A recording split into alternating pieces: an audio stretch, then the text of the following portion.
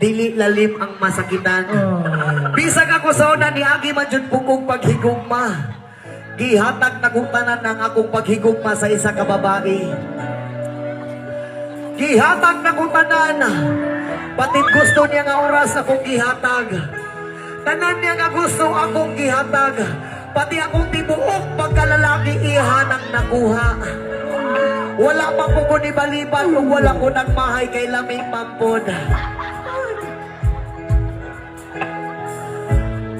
Unang ginaingon, bisan pag-ihatag ni mo tanan para sa imong gihigugma, ug dili jud ka para sa iya habiyaan ug ipuli yung kaniya.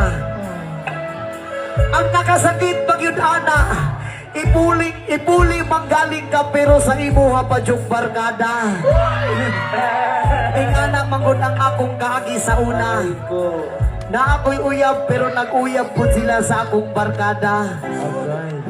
Pagkabalo na ko nga nag-uyab sila sa akong barkada, 5 ka oras akong kibiyahe padulong sa ilaha.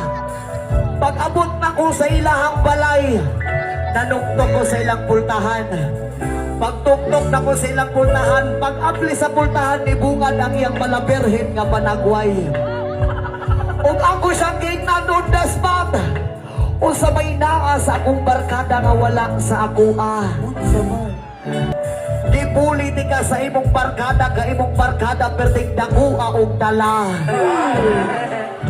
Perting dakua og dala nga kwarta. Moto ako siyang ginan nga naman. Dili nakaaning ako ang taas kaayo. Taas kaayo pananaw sa kinabuhi. Unang samtang sa'yo palang daan kung wala pa ka naka-move on, mag-move on na. Pangita ang bagong tao nga magpalibay sa imuha.